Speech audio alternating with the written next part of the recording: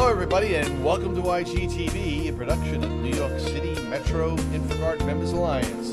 Today we have with us Valene Skerpac, and Valene is going to be talking about biometrics. Alright, today's topic is going to be the top 5 threat categories to biometric authentication systems. Alright, let me just bring Valene on the program and get her within everybody's sight. Oh, there she is. Good morning, Valene. How are you? Good morning. How are you, Joe? Not bad at all. All right, I'm going to bring down the house music a little bit.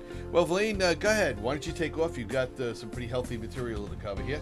All right, the top 5 categories to biometric authentication systems. Take it away, Valene. All right, very good. Well, as you remember in our kickoff session, we talked about the need for multi-factor authentication. And that's, of course, due to identity fraud, over 11 million U.S. victims. The Verizon report accrediting poor credentials to the problem, as well as rising number of regulations pushing us in this area. So where we talked about biometrics being important was in the need for applications such as healthcare, where we really can't share a credential, and we need something convenient, a very convenient factor of authentication. It offers us some personalization, which is part and parcel of the application, and you can also use it as a legal signature. We covered the basics of the architecture as well. So I'm going to just move to our slide of what we're going to talk about today, because all of that sounds very positive, doesn't it? But as you recall, and if you were to view that video, there was a lot of interactive and chat banter going on with, well, what about this weakness of biometrics? And what about this vulnerability? So the purpose of this session is really to begin to talk about those issues and address them. Let me bring up our presentation here. I'll share my screen.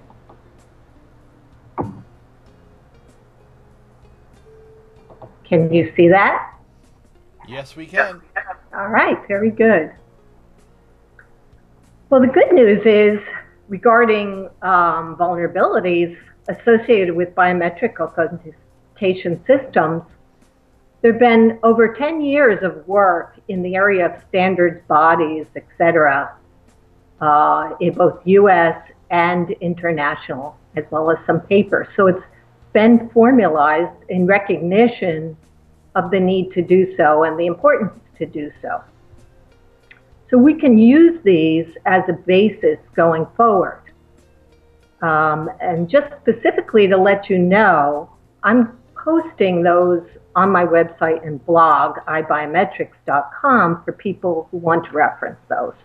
The 2 most significant in this area are the ISO 19092 2008, which actually comes out of the financial services. It's a biometric security framework.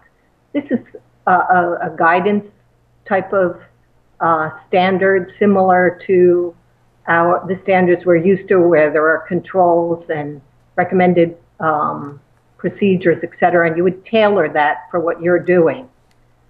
There's also recently came out in 2011 ISO 24745, which really focuses on the information technology and security techniques around the biometric information protection itself, as well as some guidance on policies, again, associated with the biometric data. So both of these are excellent references.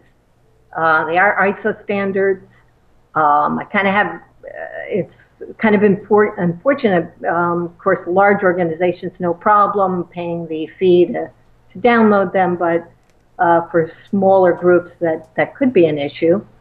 But let's know that we're using that as a long and healthy sort of sorting out of what the vulnerabilities and issues are. So I put together the sort of many things we need to think about threat-wise into 5 categories as a way to organize. And of course, any of these we could drill into and really go into depth of. But let's start with the user at the bottom. Hey, Valene, why don't we take a break here and we can pick up right at where you left off with this slide at the user level when we come back from these messages from our friends at Cisco. Okay, very good. All right, bye. Bye.